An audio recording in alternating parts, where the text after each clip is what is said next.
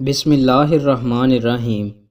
حضرت جابر رضی اللہ تعالیٰ عنہ بیان کرتے ہیں، میں نے رسول اللہ صلی اللہ علیہ وآلہ وسلم کو ان کی وفات سے 1 ماہ پہلے فرماتے ہوئے سنا، تم مجھ سے قیامت کے بارے میں سوال کرتے ہو، حالانکہ اس کا علم تو اللہ ہی کے پاس ہے۔ میں اللہ کی قسم اٹھاتا ہوں کہ روئے زمین پر جو ذی روح آج موجود ہے وہ 100 سال گزرنے کے بعد زندہ نہیں ہوگی۔ رسول اللہ صلی اللہ علیہ وآلہ وسلم نے ارشاد فرمایا، روز قیامت مقتول قاتل کو لے کر آئے گا اور اس قاتل کی پیشانی اور اس کا سر مقتول کے ہاتھ میں ہوگا اور اس کی رگوں سے خون بہہ رہا ہوگا، اور وہ کہے گا، رب جی اس نے مجھے کیوں قتل کیا، حتیٰ کہ وہ اسے عرش کے قریب لے جائے گا۔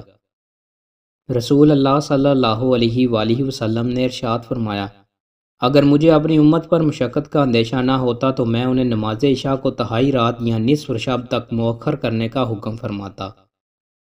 رسول اللہ صلی اللہ علیہ وآلہ وسلم نے ارشاد فرمایا، جس نے کوئی غلام خریدا اس غلام کے مال کی شرط قائم نہ کی تو اس خریدنے والے کے لیے اس کے مال سے کچھ بھی نہیں ملے گا۔ رسول اللہ صلی اللہ علیہ وآلہ وسلم نے ارشاد فرمایا، جب تم میں سے کسی کو کھانے کی دعوت دی جائے جبکہ وہ روزہ سے ہو تو وہ کہے، میں روزہ سے ہوں، اور ایک روایت میں ہے، جب تم میں سے کسی کو دعوت دی جائے تو وہ قبول کرے، اگر وہ روزے سے ہو تو وہ دعا کرے اور اگر روزے سے نہ ہو تو کھانا کھا لے۔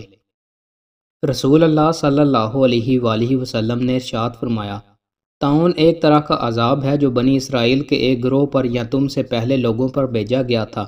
جب تم کسی ملک میں اس کے پھیل جانے کے متعلق سنو تو تم اس ملک کی طرف پیش قدمی نہ کرو، اور جب کسی سرزمین پر پھیل جائے اور تم وہاں موجود ہو تو پھر وہاں سے راہ فرار اختیار نہ کرو۔ 2 ایسی چیزیں جس کے استعمال کرنے سے آپ کو شفا ملے گی۔ رسول اللہ صلی اللہ علیہ وآلہ وسلم نے ارشاد فرمایا، تم 2 شفاؤں یعنی شہد اور قرآن کو لازم پکڑو۔ دوستوں، مزید اچھی ویڈیوز کے لیے ہمارے چینل کو سبسکرائب لازمی کریں۔ بہت شکریہ۔